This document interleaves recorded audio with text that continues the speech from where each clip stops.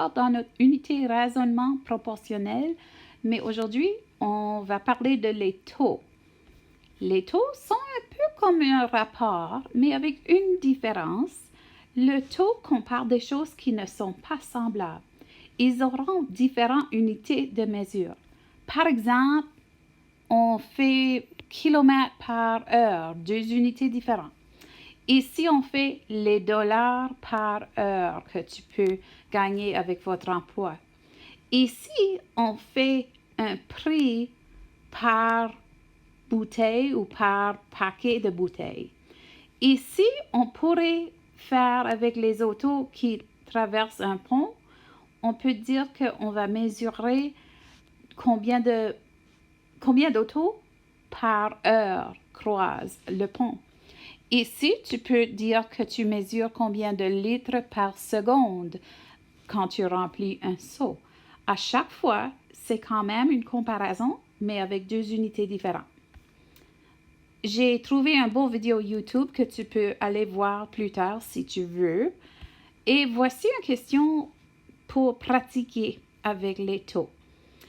Un automobiliste a payé 3 litres de l'huile pour 22,50. Combien déboursera-t-il pour 5 litres? Alors, ici, nous avons les dollars et les litres. C'est donc un taux. Je peux quand même l'organiser pour faire une multiplication croisée, ce qu'on a appris hier. J'organise en premier le rapport ou le taux. Maintenant, on nomme que c'est un taux. J'organise le 22,50 avec son symbole dollar sur 3 litres. Et je veux inclure les litres et les dollars, les deux mesures, parce que enfin, la réponse, faudrait avoir les mesures. Et à l'autre côté, je mets mon variable, ce que je cherche, c'est la partie d'argent, et je sais que c'est pour 5 litres. Tu vois que je fais les litres à même place que c'était dans mon première fraction. Je ne veux pas mélanger, je veux toujours que l'une est à côté de l'autre. Alors, lorsque tu commences ton multiplication croisée, tu trouves 22,50 fois 5 et c'est égal à l'autre diagonale, 3 litres fois x. Alors, une diagonale, c'est un côté et l'autre diagonale, c'est à l'autre côté. Mais je n'aime pas ce x au milieu. C'est mieux de faire un grand bulle noire au lieu d'avoir x dans une équation avec une variable. Alors, on continue. Maintenant, je veux diviser par 3 litres parce que je veux x toute seule. 3 divisé par 3, c'est juste 1. Je fais pareil à l'autre côté, divise par 3 litres. Et je trouve que les litres, ils annulent. Tu peux voir ça dans l'étape ici. Et j'ai maintenant 112,50 divisé par 3, ce qui me finit avec 37,50 sous. C'est combien qu'il va débourser pour acheter 5 litres d'essence.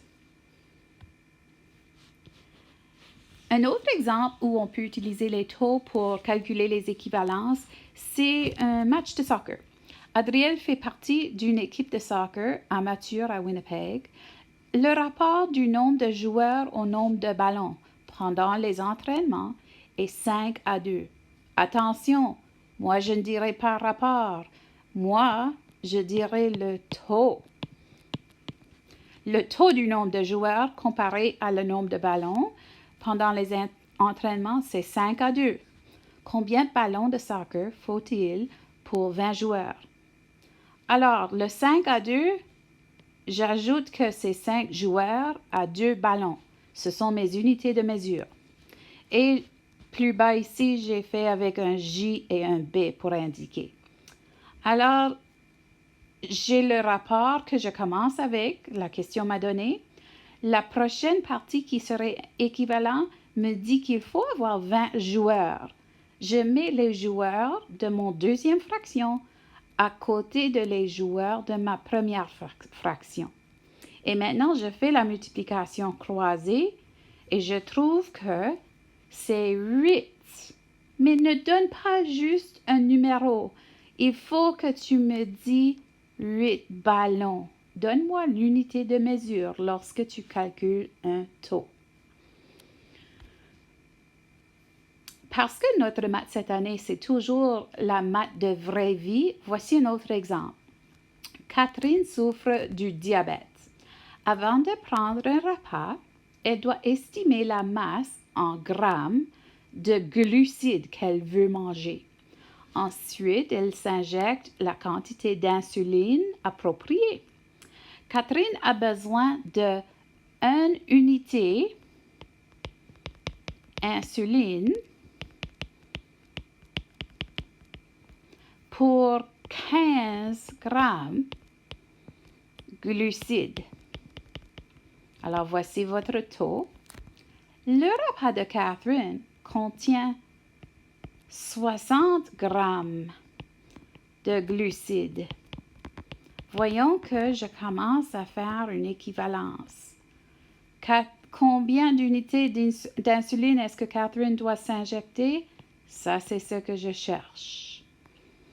Les amis, j'ai écrit les glucides en bas dans mon premier fraction. J'ai écrit les glucides en bas à la même position dans deuxième. Il faut organiser pour avoir un à côté de l'autre comme ça. Et après ça, vous êtes prêts pour faire calcul multiplication croisée. Lorsque tu fais le calcul multiplication croisée, tu trouves que c'est 4 unités d'insuline qu'elle aura besoin. Alors, on utilise la même chose qu'on a pratiqué hier avec les rapports. Maintenant, on suit les unités pour avoir une réponse finale avec les unités. Alors, voici un autre exemple. Une voiture consomme 5 litres d'essence pour parcourir 80 km. Tu peux voir que c'est organisé ici. Combien consommera-t-elle pour parcourir 100 km? On organise les kilomètres à côté de les autres kilomètres. Et le variable, c'est en bas parce que ça demande combien de litres. Et c'est ça que je cherche. On fait notre multiplication croisée. Et on va trouver que ça va prendre 6,25 litres pour aller le 100 km. Partie 2 demande pour parcourir avec 24 litres d'essence, quelle distance est-ce qu'elle peut aller. Alors maintenant, j'ai encore mon taux que je commence avec. Je mets le 24 litres à côté de les autres litres. Je fais mon multiplication croisée et je trouve qu'elle peut parcourir 384 km avec 24 litres.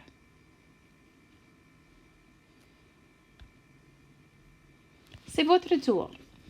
Alors, voici une recette. C'est pour 4 personnes, mais je veux que tu adaptes pour 7 personnes. Je veux savoir seulement le montant de farine nécessaire. Alors, écris le taux que tu sais qui est dans la question. Fais une équivalence avec un taux pour 7 personnes. Touche pause, fais ton calcul et lorsque tu reviens, nous aurons la réponse.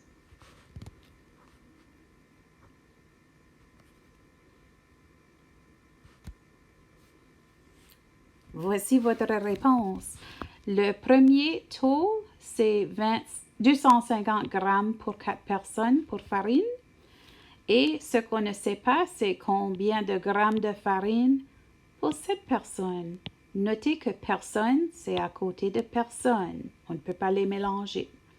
Après ça, on va faire la suivi de multiplication croisée et on va finir avec une mesure et le symbole pour gramme. On inclut les unités de mesure.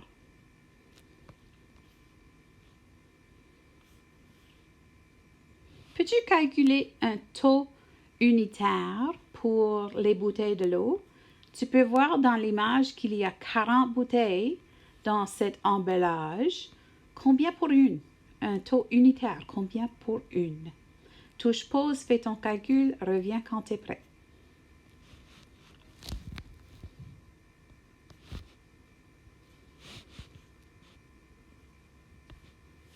J'espère que tu as juste fait 2,99 $ divisé par 40 bouteilles et tu trouves ta réponse, c'est le dollar par une bouteille. Alors, c'est 65 cents par bouteille. Si tu réponds juste 65 cents, ce n'est pas une bonne réponse et tu vas perdre des points.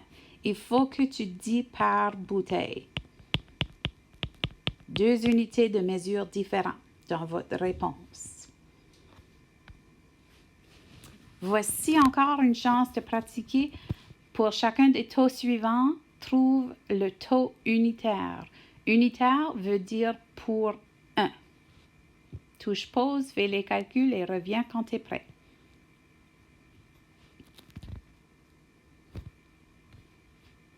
Voici le corrigé, tu peux vérifier.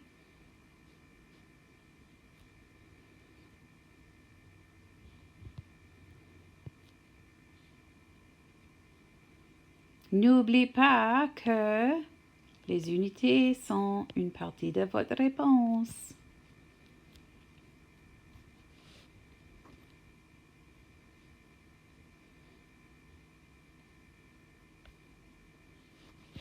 C'est une autre façon qu'on peut utiliser les taux dans notre classe de GMF10. Différentes tasses de limonade vont avoir différents montants de sucre et différents montants de l'eau pour faire une limonade. Dans ce groupe ici, je veux savoir lequel est la plus sucrée, lequel est la moins sucrée. Alors, regarde le taux de sucre comparé à les millilitres de limonade. Pour limonade A, par exemple, j'ai 24 grammes de sucre par 63 millilitres de limonade. Si je fais la division, je cherche ma calculatrice, donne-moi une seconde. Je trouve que 24 divisé par 63, c'est 0,38 grammes de sucre par chaque millilitre. C'est un taux unitaire pour chaque unité, pour chaque millilitre. Alors, lorsque tu fais le calcul pour les autres limonades, tu peux les organiser de plus sucré à moins sucré. Touche pause, fais les calculs. Quand tu reviens, je vais vous donner le corrigé.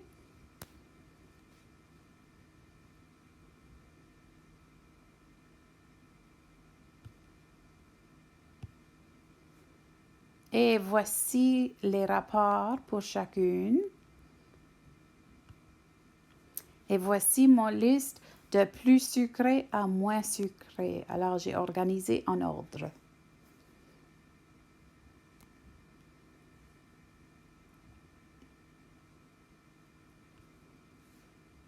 Les amis, voici le dernier ensemble de questions qu'on va faire pour pratiquer aujourd'hui. C'est encore avec du sucre, maintenant c'est avec une tasse de café.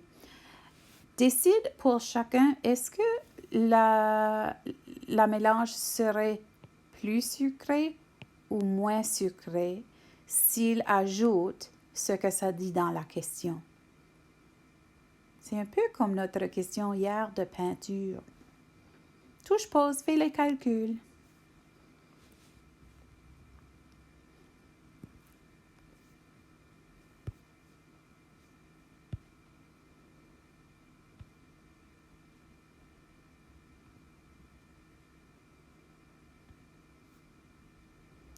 Et voici vos réponses. J'ai toujours calculé par unité. Combien de grammes par millilitre? Par millilitre, par millilitre et par millilitre. Comme ça, j'ai décidé lequel est plus sucré, lequel est moins sucré. Alors, c'est un taux unitaire qu'on utilise. Nous allons avoir plusieurs jours de pratique avec des photocopies pour ce type de questions. Je sais que c'est beaucoup, juste en commençant l'année cette année. Alors, regarde vos consignes pour quelle page que tu vas faire pour pratiquer. Bonne journée les amis!